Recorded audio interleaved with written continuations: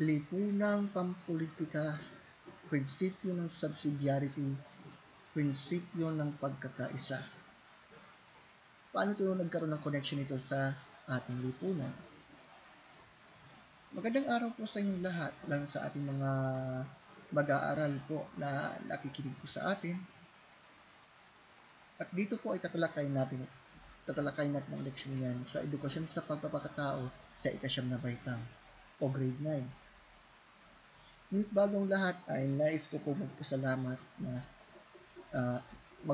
sa mga tagapakinig at mga nanonood po sa ating vlog. At sa puntong ito ay magkakaroon tayo ng mga leksyon bawat linggo. At sa mga hindi pa po nakasubscribe sa ating channel, pakisubscribe po yung channel po na ito para sa mga susunod pang mga videos na aking ilalatag. Kaya ngayon, simulan natin. Unahin nating alamin kung anong kultura. Kasi pag sinabing kultura, marami yan eh. Diba? Ngayon, ano ba tong kultura? Ang kultura ay tawag, pasensya na po dalawa yung ang natin. Ito ay tawag sa mga nabuong gawin ng pamayanan. Ito ang mga tradisyong nakasanayan. Ito ang mga tradisyon, nakasanayan, mga pamamaraan ng pagpasya at mga hangarin na kanilang pinagbahaginan sa paglipas ng panahon. Sa kultura nakikilala ang isang bansa at ang kanyang mga mamamayan. Ang kultura ay mabisang kasangkapan sa pambansang pagkakaisa dahil dito na ipapahayag ang tunay na diwa ng pakikipagkapwa. Ang ating mabubuting gawi, kaugalian at kinamihasang Pilipino ay nailalarawan ng ating mga kaalamang bayan katulad ng mga sumusunod. Sa mga nanonood po ngayon, kung napanood niyo po yung unang leksyon ng Filipino 8, yun, tinalakay natin yung karunungan bayan, di ba? Parang ganyan din. Kasi sa kultura, mailalarawan kung ano ba yung wika, ano ba yung panitikan, ano ba yung mga customs o tradition na isinasagawa ng isang bansa o ng isang bayan. Kahit na ang mga ito'y makaluma, maaari itong pagbatayan ng mga kabutihang asal na marapat ipamana sa mga sumusunod na henerasyon. Kung kaya't nararapat natin panatilihing buhay ang ating mga kultura pagkat nakasalig dito ang ating pagkakakilanlan, kaisahan, kamalayan at kinabukasan. Kaya mahalaga po yung kultura. Sa puntong ito, paano naman itong lipunang politikal? Ang tawag dito kasi pagsasayos ng lipunan. Upang masiguro na ang bawat isa ay makaranas ng malayang kabutihang panlahat. Magtatatag ito,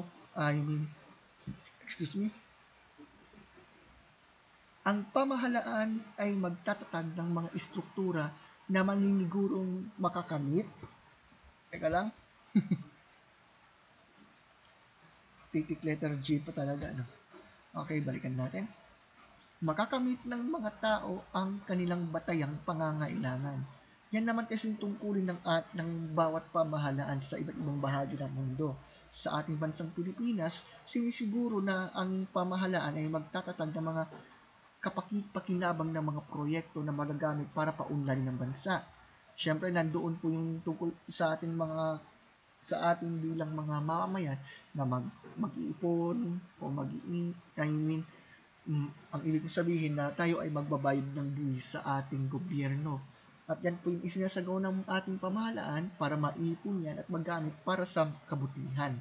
Katulad na lamang ng pagpapaunlad sa negosyo, yung pagkakaroon ng mga kagamitan para sa para sa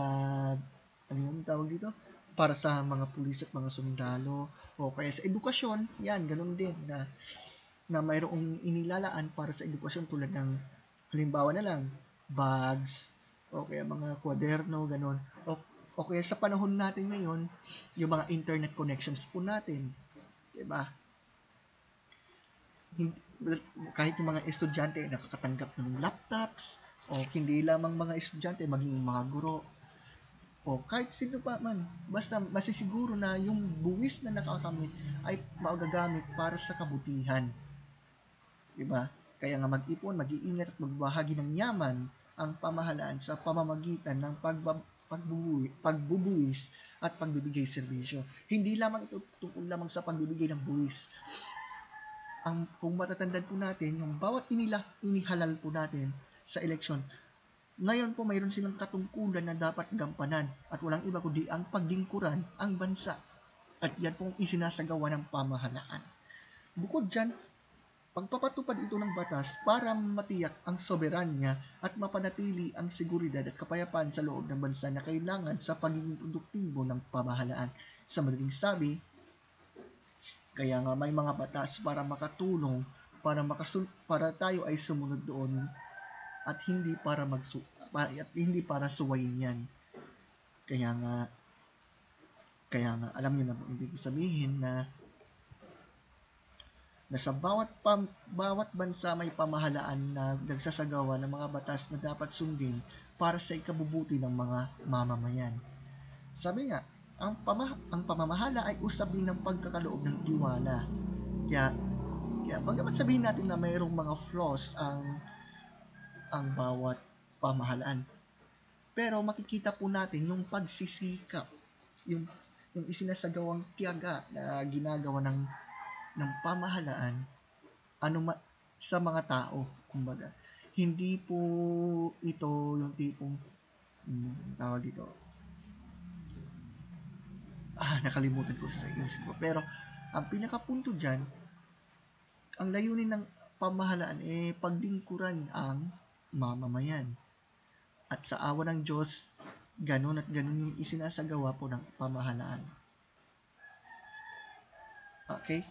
Kaya nga may tinatawag na lipunang politikal Okay, hindi ko na i-discussion dyan. Ngayon, ano naman tong prinsipyo ng subsidiarity? Ito ay tumutulong sa pamahalaan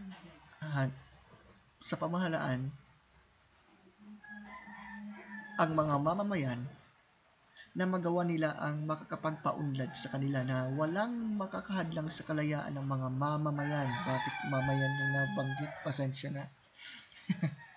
Mamamayan mula sa pinuno sa pamamagitan ng pag-aambag sa estado ng kanilang lakas, buwis at talino. Sa prinsipyong ito, tutulungan ng pamahalaan ang mga mamamayan na magawa nila ang makapagpapaunlad sa kanila at sisiguruhin nito na walang hahadlang sa kalayaan ng mga mamamayan mula sa mga pinuno. Kumbaga, sa principle ng subsidiarity, ang pamahalaan ay tutulong para ang tao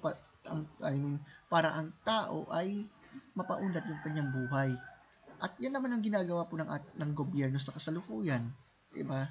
Lalo sa mga natamaan ng lockdown, lalo yung mga nawala ng trabaho. Maraming mga government at non-government institutions po ang nagsasagawa ng mga kaparaanan para tulungan yung mga nangangailangan.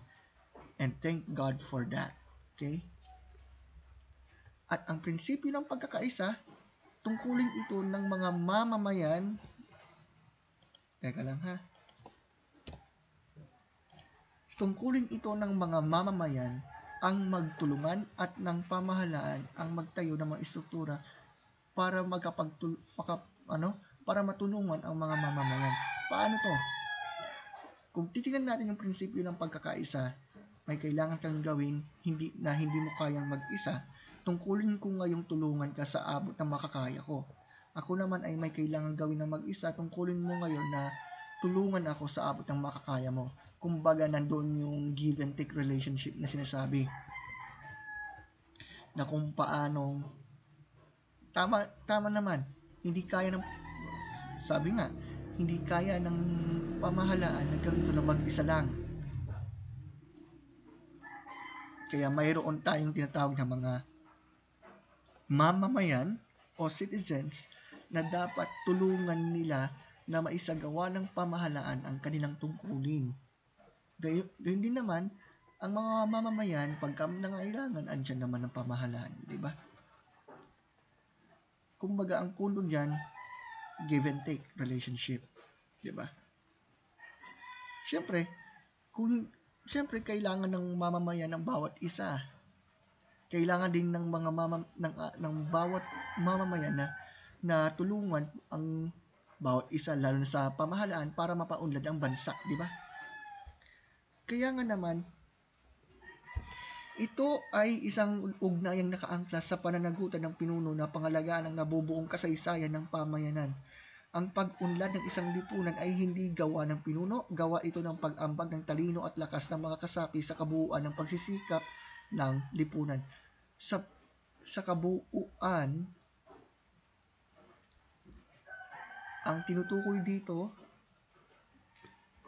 ay ang pagkakaisa ng bawat mamamayan at pagtutulungan sa pagitan ng mga mamamayan at ng pamahalaan. Kasi sa totoo lang, diyan mabubuo yung tinatawag nating lipunang pampolitika. Kasi nandun yung tinatawag na serbisyo publiko kasi. At sa puntong yan, ang punto diyan, simple lang. Huwag masyadong sasabihin ko. Huwag masyadong rebelde, kumbaga. Kaya nga mayroong pamahalaan para tulungan ang bawat mamamayan sa abot ng kanilang makakaya. Kaya dapat nga ipagpasalamat natin sa Panginoon na mayroong pamahalaan na gumagabay din sa bawat tao na sundin ang dapat sundin para sa kabutihan ng nakararami at sa kabutihan mo rin. Kaya yun po ang ating diskusyon. May kinalaman sa lipunang pampolitika, prinsipyo ng subsidiarity, at prinsipyo ng pagkakaisa. Sa mga kabataan dyan na nakikinig, yan, sikapin po natin na maging mga mabubuting mamamayan tayo. Okay? Sa palagay ko, ito lamang pong ating leksyon sa araw na to. At nawa sa mga nakapanood nito ay nawa po ay mayroon po tayong natutunan. Wag tayong kumbaga parang mga rallyista na sisigaw na ganito ay bagsak. Hindi. Wag ganon. Maging mabuting mamamayan tayo. Okay? Maging mga mabubuting kabataan ng ating lipunan. Kasi may tuturing na kayo po ay pag-asa ng bayan. So sa puntong ito lamang po ang ating leksyon sa araw na to. At sa mga bago pa lamang po, pwede nyo pong tignan po ang unang video para sa leksyon natin sa edukasyon sa pagpapakatao sa Baitang 9. Sa ngayon, ito muna ang ating maitatalakay. Mag-ingat mo kayo dyan, mag-aral mabuti. Have a great day.